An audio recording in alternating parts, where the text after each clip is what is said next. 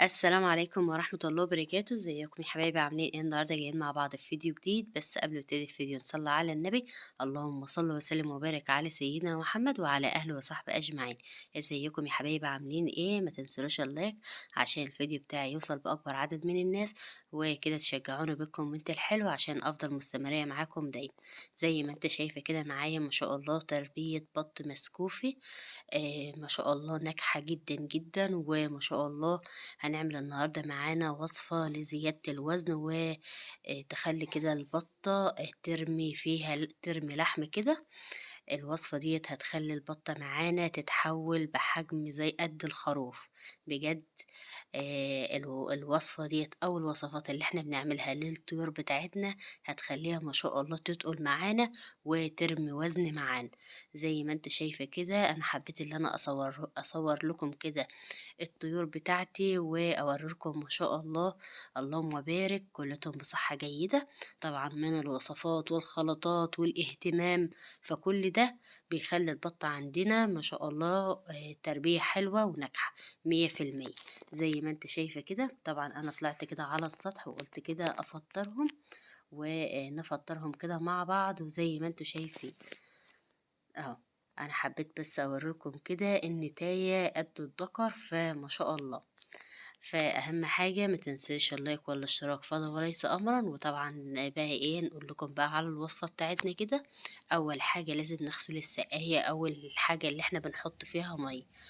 ودي لازم يوميا أو يوم ويوم. تمام. نعمل لهم كده عصرة ليمونة عشان لا قدر الله ما يجيلهمش أي أمراض، ويشيل من عندهم أي بكتيريا. الليمون حلو جدا جدا وبيرفع المناعة. وطبعا بقى ايه مرة كده في الأسبوع برضك ممكن نحط لهم برضك معلقة خل حلوة جدا جدا. الخل بيفتح صدر البطة وبيخليها البطة ترمي كده لحم معانا. تمام. بعد كده ايه قلت بقى نحط بقى الأكل كده للبط. جبت بقى معايا عيش وبدأت اللي أنا بوشته كده، بسيبه في شوية مية لحد كده ايه ما يبوش معايا. وده بقى ايه السرس السرس اللي هو الرجيع. وكده بقى ايه زي ما انت شايفة كده دي الدشيشة اللي هو الدش الوسط. وبعد كده بقى ايه شوفوا بقى الأكلة الجبارة دي، بجد كلتها فيتامينات وغذاء وما شاء الله كلتها حديد وكالسيوم، وكلتها بروتين. كلتها بروتين. زي ما انت شايفة كده بقى ايه أكل البواقي كده. قشر بطاطس، قشر بصل، جرجير، حاجات كتيرة من الأكل. وطماطم ورز. فانت بقى ايه الحاجات اللي تتبقى منك بقى ابتدي اللي انت لميها كده وطلعها للطيور.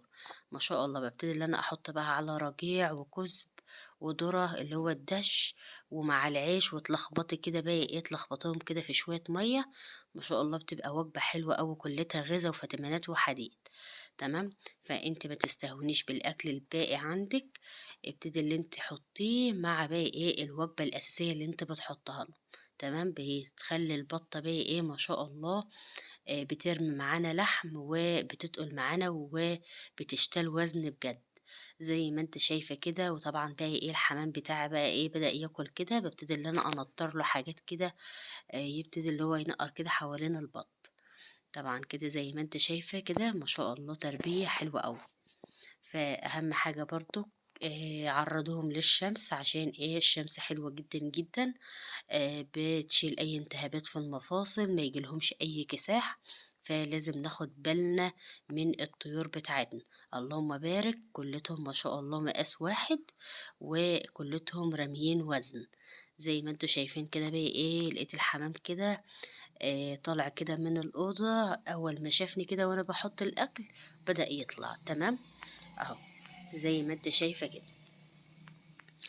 بعد بقى ايه طبعا نجيب لهم برضك من عند البيطري مع بتاع ازازة املاح معدنية حلوة جدا جدا. ما شاء الله بتطهّر بطنهم وحلوة جدًا، جدًا، نبتدي اللي إحنا نجيبها لهم أو ممكن برضُك نجيب شوية ملح، ده برضُك زي أملاح معدنية، شوية ملح كده في شوية مَيّة، وتبتدي اللي أنت تحُط لهم كل مثلًا أسبوع معلقة، فبتبقى حلوة أوي وبتفرق معاهم. فأنتِ ما تستهونيش بالحاجات ديّة، الحاجات دي حلوة جدًا، جدًا لأي طيور عندنا. طبعًا باقي ولازم برضُك ننوّع للطيور بتاعتنا في الأكل، كل ما أنتِ تنوّعي للطيور بتاعتِك، كل ما هُم بيستفادوا من كل وجبة، يعني أنتِ ما تحطّيلهمش دَش وعيش على طول بس، لأ، مرّة تكون علفة، شوية علفة، نُص كيلو علفة مع نُص كيلو كُزب مع نُص كيلو ردة، ومع شوية عيش وتبتدي اللي أنتِ تلخبطيهم، حلو جدًا، جدًا. برضُك معانا فول مكسّر، نبتدي برضُك نجيبها مع السِرس و ربطة جرجير كده تبتدي اللي أنت تخرّطها لهم وتلخبطها كده ما شاء الله بتبقى حلوة أوي، ده برضُك من الوجبات الغذائية للطيور عامةً يعني. برضُك لو عندنا البَط فيه كساح، ممكن تجيبي برضُك من عند البيطري زيت سمك، زيت السمك ده حلو جدًا، جدًا بيشيل أي كساح عند البَط، تمام، مع تعرّضيه للشمس فبيقوي العظام، فبيشيل أي كساح تمامًا عند أي طيور. أنا طبعًا باحب اللي أنا أقول لكم شوية معلومات كده عشان لو أنت عندِك في كساح عند البَط، تقدري أنتِ تعالجيه، تروحي للبيطري هيجيب لِك إزازة زيت سمك وتحطّيها لهم كده في المَيّة، في رتل مَيّة، وبعد كده تعرّضيهم للشمس هيبقوا معاكِ زي الفل وما شاء الله. فزي ما أنتِ شايفة كده ما شاء الله التربية معايا حلوة. طبعًا بالاهتمام، ولازم برضُك ندفّي لهم المكان، لإن إحنا داخلين على الشتا أهوّة، لازم نهتم بيهم حتى لو هُم كبروا معانا، لازم كده ن عشان ما ييجيلهمش إسهال لا قدّر الله، لإن لو جالهم إسهال مهما ياكلوا مش هيرموا لحمة أو هيتقلوا معانا.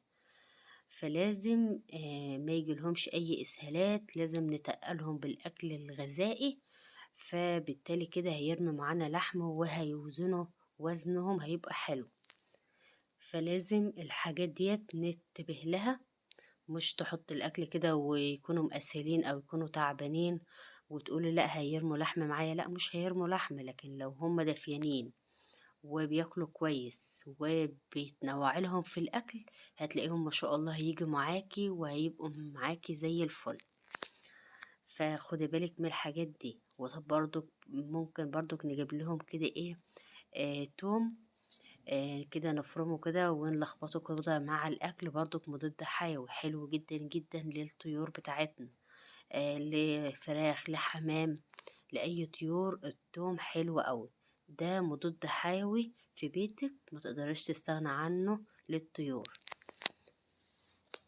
وزي ما أنتم شايفين كده بدأت اللي أنا بقى أفطّرهم كده، طبعًا يا رب كده وصفتي كده تعجبكم وتنول إعجابكم، أهم حاجة دايمًا كده تصلّوا على النبي، اللهم صل وسلم وبارك على سيدنا محمد وعلى أهله وصحبه أجمعين، دايمًا كده صلّي واستغفري كده وأنتِ بتحطّي لطيورِك هتلاقي معاكِ الدنيا جميلة، وفي نفس الوقت برضه أنتِ ما تحطّيش وجبة الأكل للطيور عندِك وتسيبيهم، لأ لازم تقعدي قصادهم شوية كده، وإذا كانت في بطة كاشة تلحقي اللي أنتِ تعالجيها، لكن مش تحطّي الأكل كده وتسيبيهم وتجري، لكن إحنا لمّا بنقعد قصادهم شوية بتلاقينا بناخد بالنا، البط كُلّه بياكل، في بطة بتاكل، في بطة ما بتاكلش، فكل ده اهتمام بالبط عشان تبقى معانا تربية ناجحة وتطلع معانا بنتيجة حلوة وما يحصلش أي أموات لا قدّر الله، تمام؟ ده كل معلومات النهاردة، ويا رب كده تنول إعجابكم، وطبعًا لو في أي بَط عندِك بيبيض وقشريته القشرية رقيقة أو البط بياكل في البيض، ابتدي اللي انت جيبي صدف من عند بتاع العلف، قولوا له هات لي صدف وحُط على وجبة الأكل، ما شاء الله مش هيعادوا هياكلوا البيض والقشرية في نفس الوقت، لو هي رقيقة هتجمد وهتبقى حلوة، مش هتبقى رقيقة. يا رب كده الفيديو بتاعي يكون عجبكم، مع السلامة، ما تنسلوش اللايك.